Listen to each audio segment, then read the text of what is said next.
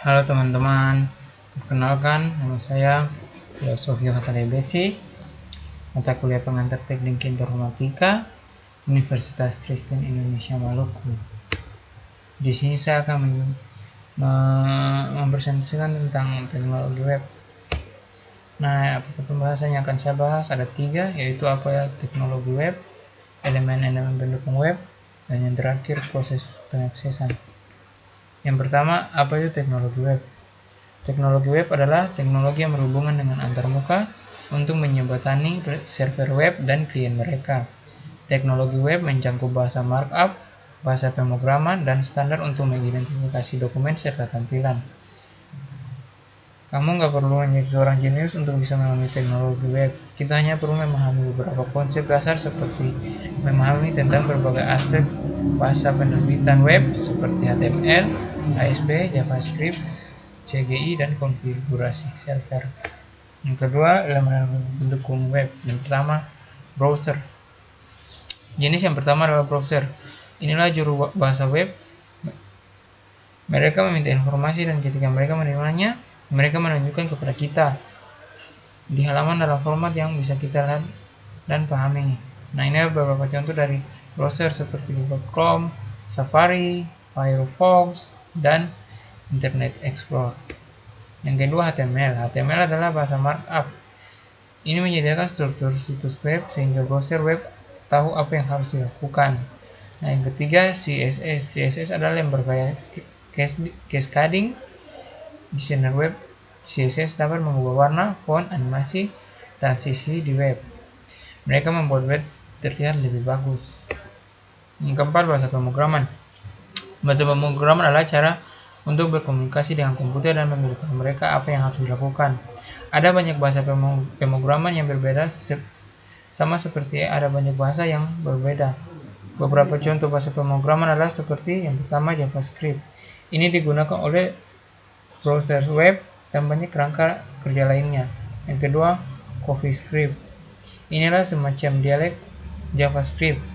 Ini dipandang sebagai lebih sederhana dan lebih mudah di mata Anda sebagai pengembang, tetapi itu dikompilasi menjadi JavaScript. Yang ketiga, bahasa pemrograman Python. Biasa digunakan oleh kerangka Django dan digunakan dalam banyak perhitungan matematis. Ruby, ini digunakan oleh kerangka kerja Ruby on Rails. PHP digunakan oleh WordPress. Bahasa pemrograman Go adalah bahasa pemrograman. Yang ketiga, Objective-C adalah bahasa pemrograman di belakang iOS dipimpin oleh Apple. Swift, bahasa pemrograman terbaru Apple, Java, dan Java. Ini digunakan oleh Android dan banyak aplikasi desktop dan lain sebagainya. Yang kelima, libraries. Berikutnya adalah libraries. Inilah pengumpulan cuplikan kode untuk mengaktifkan sejumlah besar fungsi tanpa harus menulis semuanya sendiri, yaitu jQuery dan underscore. Database. Basic data atau database adalah tempat semua data Anda disimpan.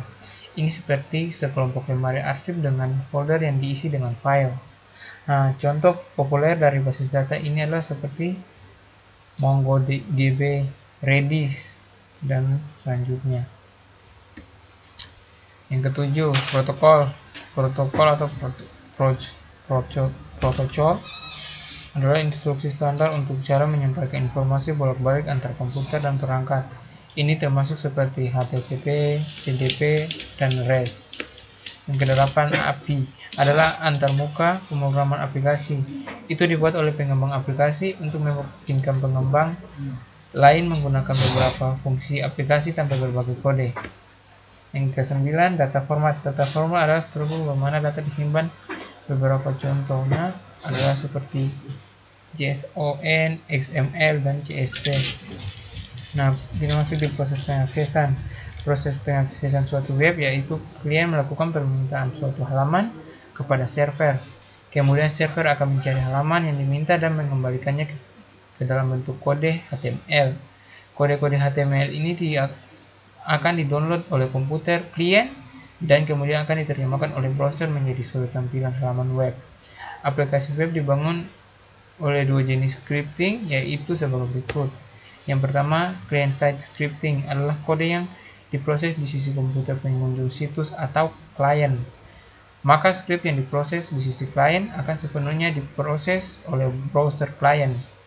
Jadi ketika pengunjung mengakses sebuah situs, maka dia atau browser akan mendownload seluruh kode client-side scripting dan kemudian menampilkan output hasil interpreter dari browser ke klien.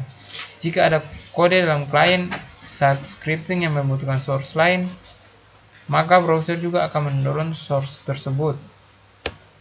Nah, yang kedua dan yang terakhir dalam proses pengaksesan yaitu server-side scripting adalah bahasa pemrograman diisi atau kode atau script dari server-side scripting tidak dapat diketahui oleh klien karena penerjemahan kode dilakukan di sisi server. Hasil proses dari server adalah bahasa client-side scripting. Website yang dibuat dengan server-side scripting mempunyai kemampuan untuk membuat halaman output yang dinamis sesuai dengan perubahan data. Oke, sekian dan terima kasih. Inilah hasil presentasi saya. Thank you.